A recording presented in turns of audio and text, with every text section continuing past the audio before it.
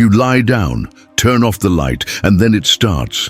Nothing dramatic, no sudden panic, just a sentence, small, familiar, almost automatic. I can't shut my mind off. It shows up softly, almost like a simple observation, like your mind is just describing what's happening, but your body feels it before the thought even finishes forming. A slight tightness in your chest, your shoulders refusing to sink into the pillow, your jaw holding a little tension, your eyes are closed. But your mind is wide awake, running, replaying, looking ahead, and the thought comes back. I can't shut my mind off. This time a little louder, a little more convincing. You turn to the other side, check your phone, not for anything specific, just because some part of you believes that movement will fix the restlessness.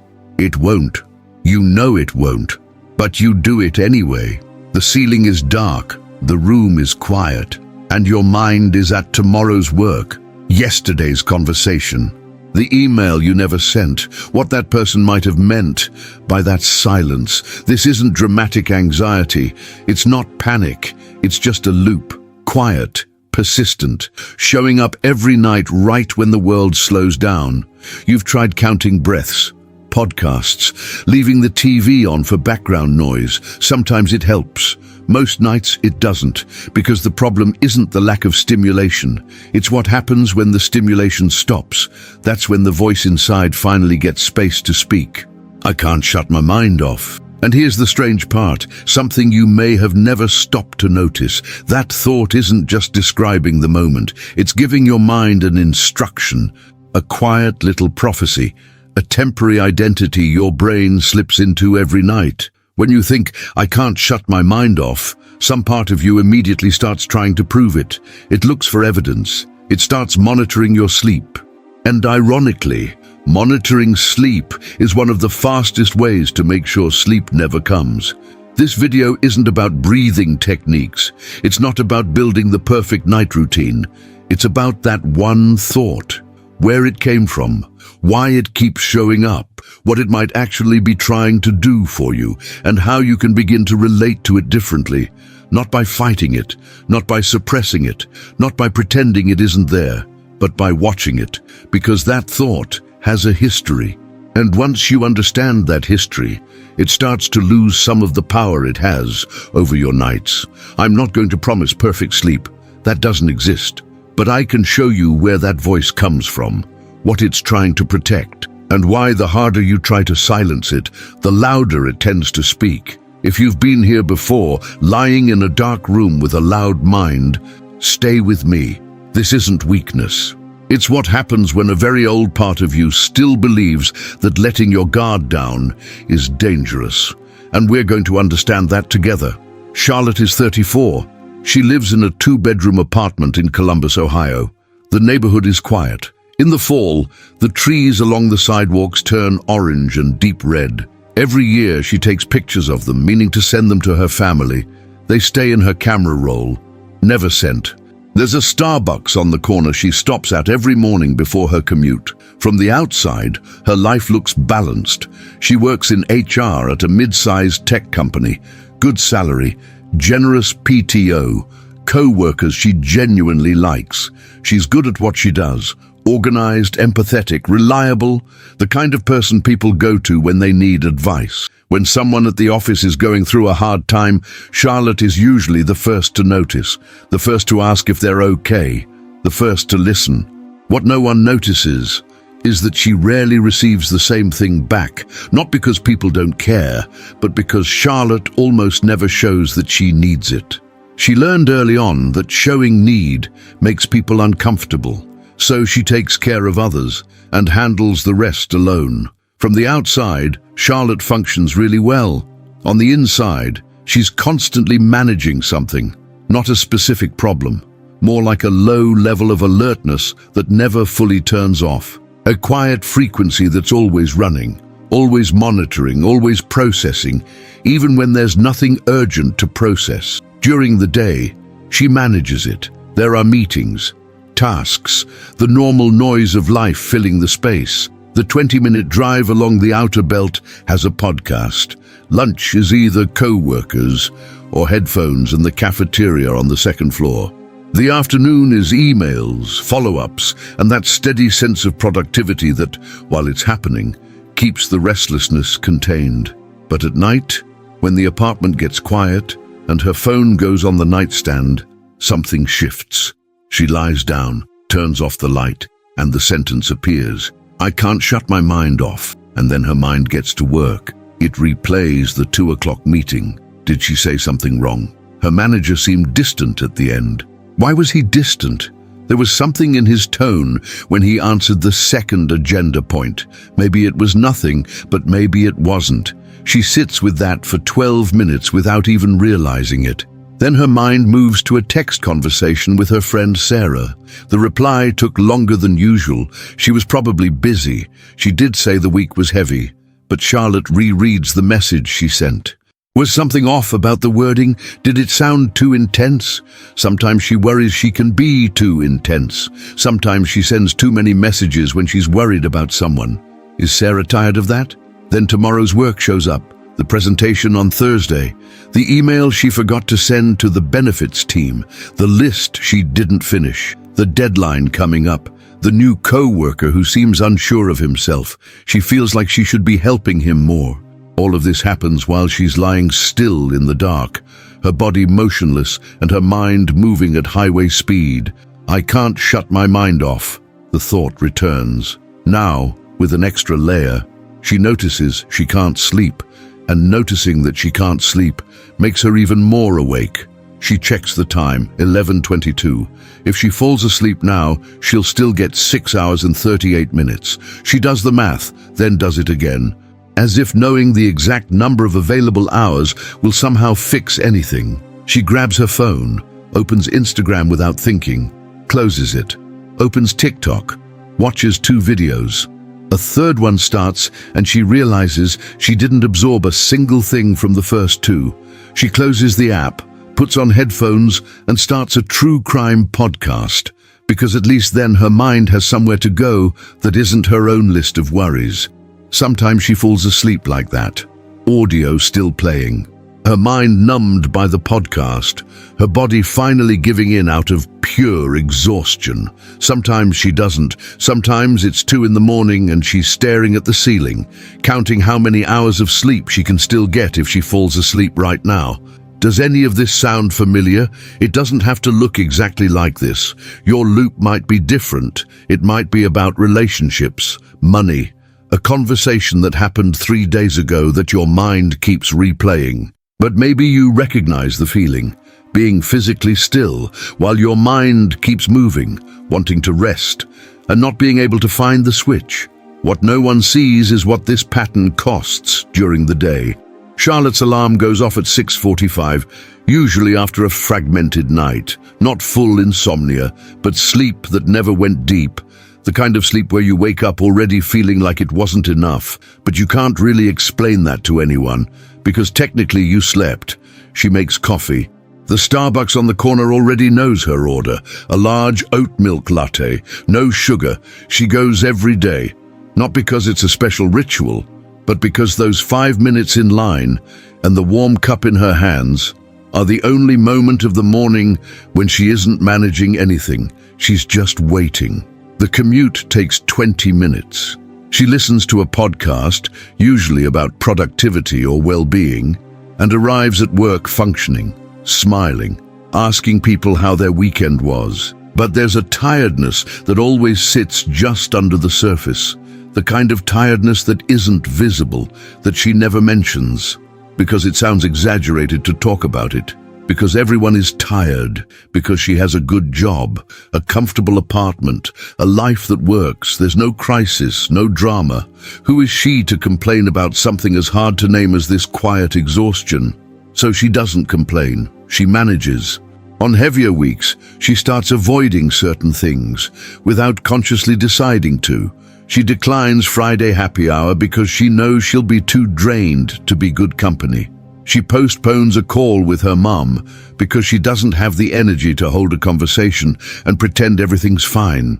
She skips the yoga class she signed up for earlier in the year, not because she doesn't want to go, but because the idea of adding one more thing to the day feels impossible in that moment. Every January she signs up for a gym membership. Every year she goes maybe 6 times in February. In March the visits drop.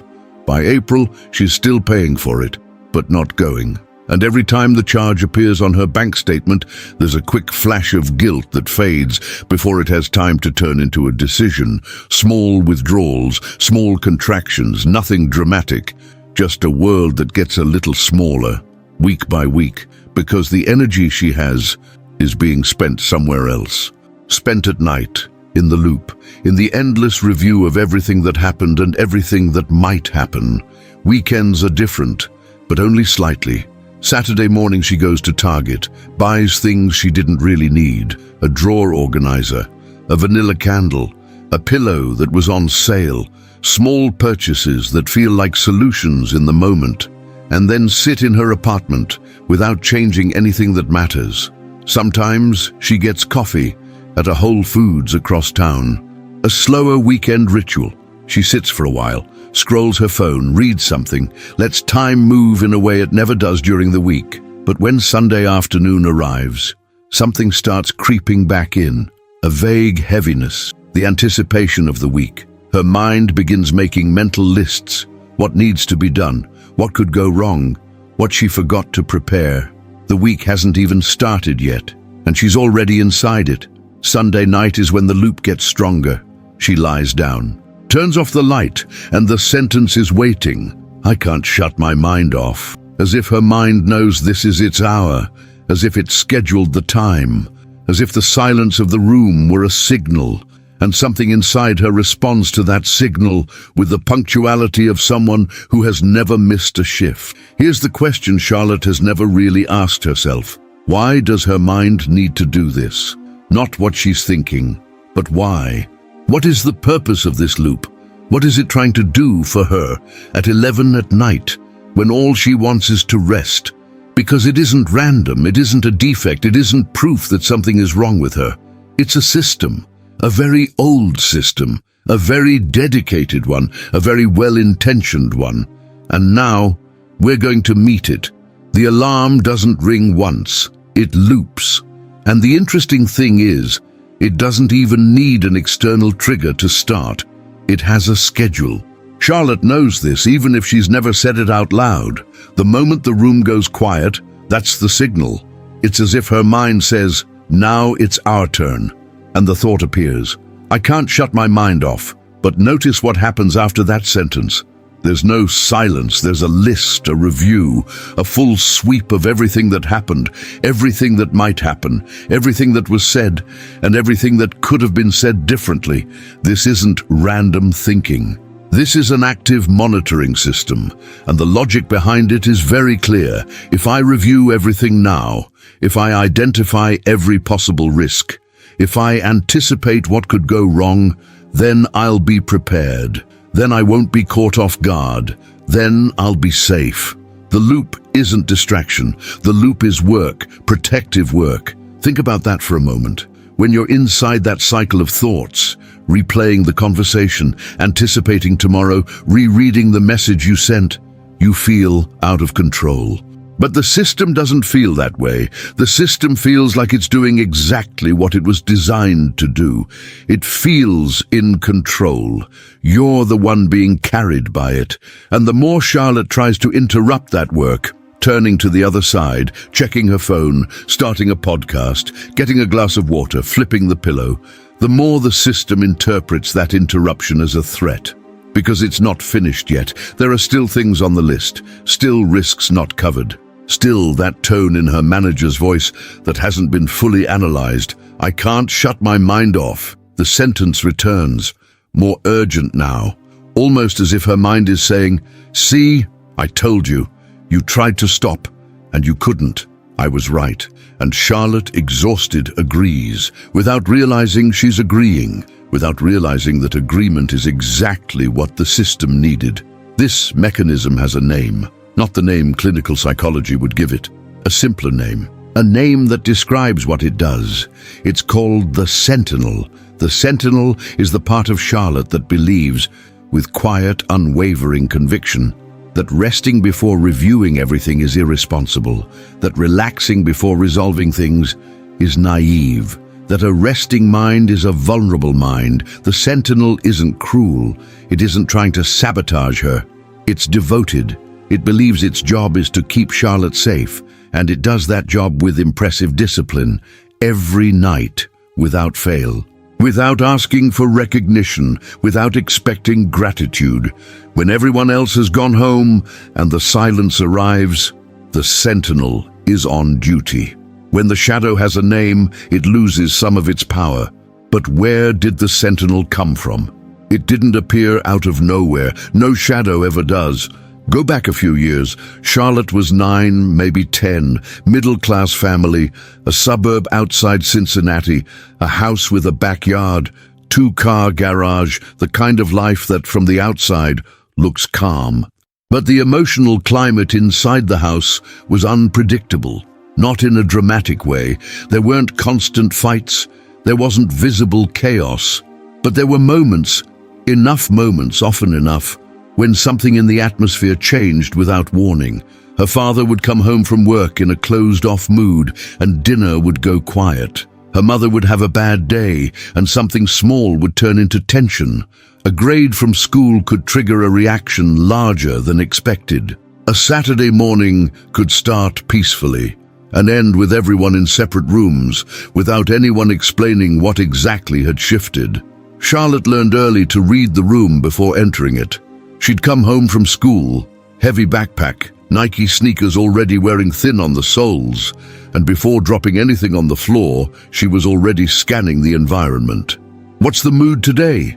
Is the kitchen light on? Is the TV playing, or is the house quiet? Is Mom in the living room or in the bedroom? Is Dad's car in the garage? Those were the signals, and she learned to read them with the precision of someone who had practiced a lot.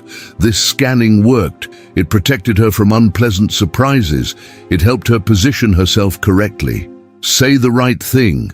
Avoid stepping on something that might explode. She would arrive, assess, adjust her behavior, and keep the peace. That's where the Sentinel was born, as an emotional survival skill, a way to maintain order, to anticipate risk, to never be caught unprepared in a home where the emotional temperature could change without warning. And it worked. For years it was genuinely useful. There's a specific moment Charlotte doesn't consciously think about very often, but it lives somewhere inside her. It was a Thursday in October. She must have been around 11. School had gone well. She had scored high on a math test. Her teacher had praised her in front of the class. She came home excited, open, relaxed, and for once, she didn't scan the room first, which was unusual. She walked in through the back door, dropped her backpack on the kitchen bench, started talking about the test, her voice bright, unguarded, and within 3 seconds, she realized the timing was wrong. No one yelled, no punishment, just a silence that said everything, a closed expression, a "that's nice," that didn't sound like "that's nice," and the rest of the afternoon spent quietly in her room, feeling that tightness in her chest, that strange mixture of confusion, guilt, and the sense that she had done something wrong without knowing exactly what. The Sentinel recorded that moment. It recorded the lesson. Enthusiasm without checking first is dangerous. Unmonitored joy exposes you. Scan the environment first, always. It didn't record this in words. It never speaks in words.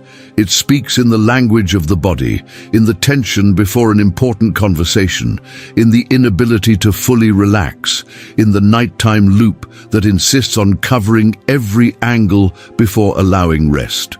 And here is the central trap. The more Charlotte fights the loop, trying to force sleep, trying to silence her mind, trying to convince herself everything is fine, that there's nothing left to solve, that she's allowed to relax now, the more the Sentinel reads that effort as confirmation that something must be wrong. Because if there were no threat, why would she be fighting? The logic is circular, closed, and that's exactly why it works so well. Resistance feeds the alarm. Trying to suppress the thought tells the system, this thought is important enough to fight, and the system responds with more intensity, more frequency, more urgency. The more you try not to think, the more you think. The more you try to force relaxation, the more the body registers tension. The more you monitor your sleep. I need to sleep. Why can't I sleep? Tomorrow will be awful if I don't sleep. The more sleep retreats. I can't shut my mind off. This isn't weakness. It isn't failure. It isn't proof that something is fundamentally wrong with Charlotte. It's a system that was built to protect an 11-year-old girl in a kitchen in Cincinnati on an October afternoon. A system that never received the update that she grew up, moved out, built her own life, and that the environment it learned to monitor no longer exists in the same way. It's still on duty, still reading signals, still scanning for risk every night at 11, because no one ever told it was allowed to rest. And you won't change that by fighting it. But there is another way to relate to it, and it begins by stopping the attempt to defeat it. There's a part of Charlotte that isn't the sentinel. It's not louder. It doesn't arrive with urgency. It doesn't carry the same old authority the loop has at 11 at night. It's quieter, slower, and newer. It didn't appear in childhood. It formed gradually, in the small pauses between one worry and the next. In those moments when Charlotte noticed she was replaying the same conversation for the third time and caught herself thinking, wait, I've done this before. This part has a name too. It's called the witness. The witness isn't a better version of Charlotte. It's not the calm, enlightened Charlotte who never worries about anything.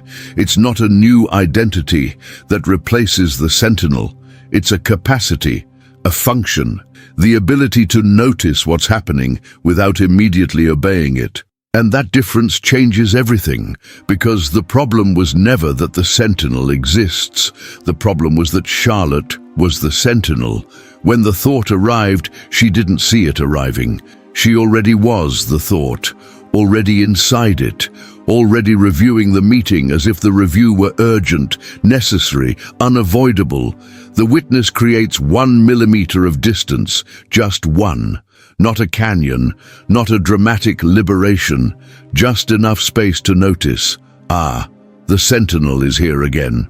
The first time this really happened for Charlotte, she didn't even recognize it as progress. It was a Tuesday night.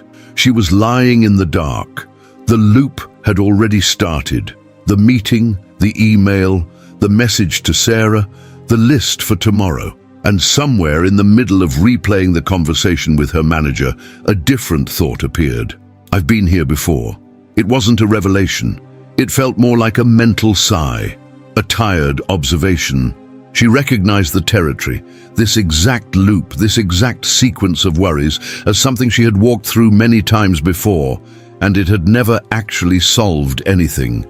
She didn't fall asleep much earlier that night, but something was different. For a fraction of a second, she was looking at the loop instead of being inside it. For a moment, she was the witness, not the thought.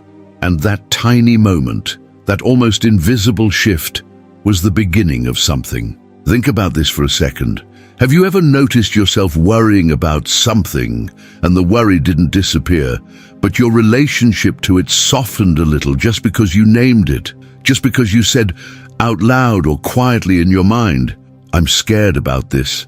Nothing was solved, nothing vanished, but the feeling became a little smaller, a little less total. That's what the witness does. It doesn't erase the sentinel. It simply refuses to be mistaken for it.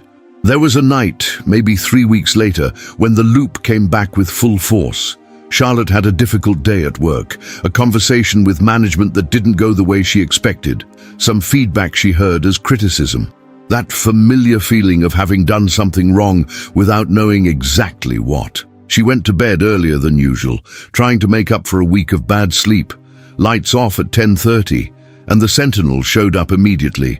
Not just the meeting replay, the full analysis, every sentence, every tone, every possible interpretation. Scenarios about how things might get worse. What her manager was really thinking. Whether her job was secure. Whether she was being quietly evaluated. whether she should send a follow-up email or whether that would seem too anxious. Charlotte stayed in that loop for almost an hour, and then, exhausted, she didn't fight it. She didn't try to silence it. She didn't reach for her phone. She just thought very quietly, the Sentinel is here. He's scared. That makes sense after the kind of day I had. She didn't fall asleep immediately. The loop didn't disappear, but something in it lost a little authority. It looked a little more like what it actually was, an old system doing the job it had been trained to do, and a little less like an absolute truth about her life. This is relapse without punishment. She went back into the loop, and that was okay. She didn't fail. She was human. Here's what begins to change when the witness shows up more often. It's not that the thoughts stop, it's that the relationship to them changes. Charlotte starts noticing that a thought can be present without being obeyed, that the sentence, "I can't shut my mind off," can appear, and she can quietly respond inside, "I hear you, and I'm going to rest anyway," not as a challenge to the Sentinel, but as information. "I know you're worried. I see what you're trying to do, and I'm choosing to rest now." That's the first millimeter of inner freedom, not the destination, just the beginning of the path. And beginnings like this, quiet, imperfect, repeated, are the only ones that actually last. 30 days isn't a long time, and at the same time, it's long enough to start noticing something you may have never noticed before, not because you're going to become a different person, but because you begin relating to your own mind in a different way. This isn't a rigid method. There's no spreadsheet, no app, no rule that says if you mess up once you're back at the beginning. This is a living process. It moves forward, then back. There are good nights, and there are nights when the Sentinel shows up with full force and you simply survive the night the best you can. And all of that counts. During the first week, the only goal is to notice. That's it. Notice when the sentence appears. "I can't shut my mind off." Don't try to change it. Don't try to silence it. Just notice. Notice when it shows up. Notice where in the loop it appears. Notice what kind of day you had before you went to bed. Charlotte started doing this in a very simple way. Right before turning off the light, she would pick up her phone, not for social media, just to open the Notes app, and she'd write one line, just one. Something like, "Sentinel active tonight, heavy day at work," or "Loop started with the 2 o'clock meeting, lasted about 40 minutes. She didn't analyze it, didn't expand on it. She just recorded it. And after those first 7 days, she noticed something small but meaningful. The loop wasn't random. It had patterns. It had triggers. There were nights when the Sentinel barely appeared, and nights when he took over the entire evening. And those nights had things in common. Noticing doesn't solve the problem, but noticing is the first step toward not being ruled by it. In the second week, the goal expands a little. Now, it's not just noticing the sentence.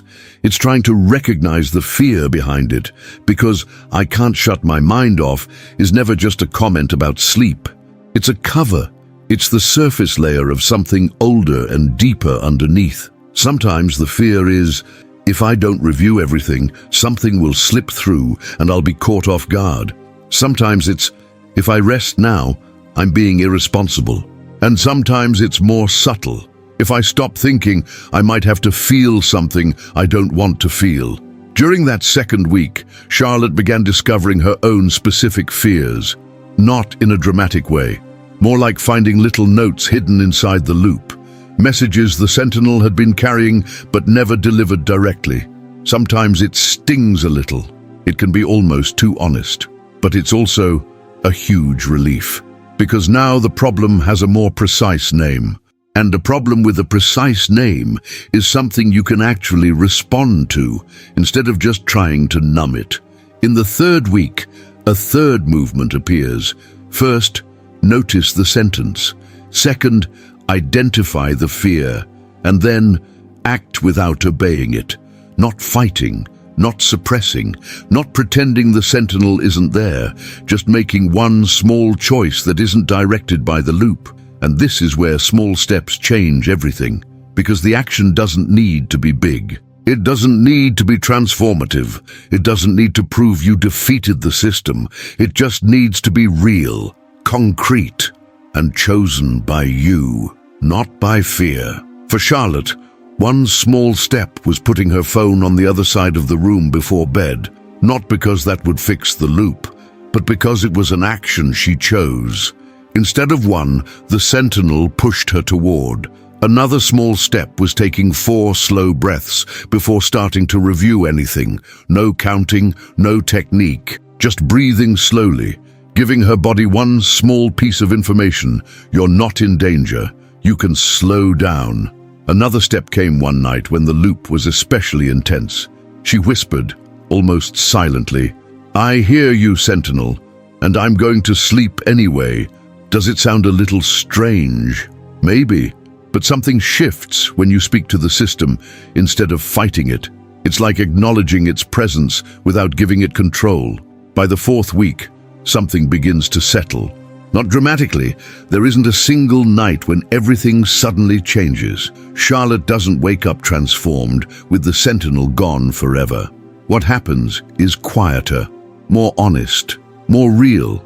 She starts noticing nights when the loop appears, and she can observe it without completely entering it. Nights when the sentence shows up and she has a second, just 1 second, before being pulled inside. And in that second, she can choose. Sometimes she makes the choice, sometimes she doesn't.